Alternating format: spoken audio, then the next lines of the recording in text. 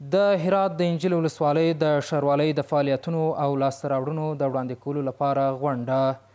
د هرات د انجیل ښاروالۍ د مسؤلانو په وینا دوی په 1403 هجري لمریز مالي کال کې له 41 میلیونو 170,000 افغانیو څخه ډیر عواید راټول کړي چې له دې جملې څخه یې د شاوخوا 14 میلیونو 400,000 افغانیو په ارزښت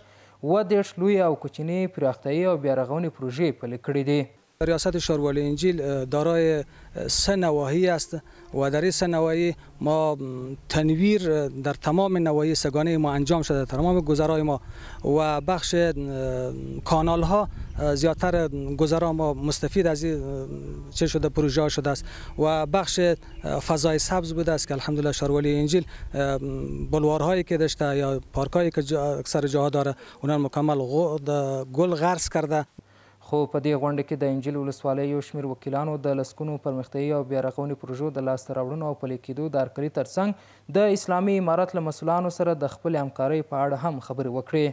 الحمدلله شاروالۍ انجیل شب و روز تلاش میکنه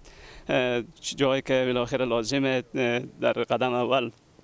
تنویر سرک های تنویر کوچه های که الحمدلله از طرف اداره شهروری شده و جاهایی که کانال لازمه کانال کشی شده بالاخره فضای سبز و بالاخره پارک و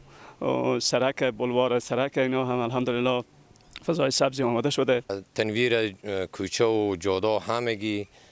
کانال ها زیاد شده، پلچک پل و پلچک ها زیاد شده، همگی شده. بالاخره مردم رضایت زیادی دارم از جناب محترم انجیل شاروالۍ. کار زیاد میکنم، شب و روز اصلا تایم نداره شاروالۍ انجیل. هر تایمی که به شاروالۍ انجیل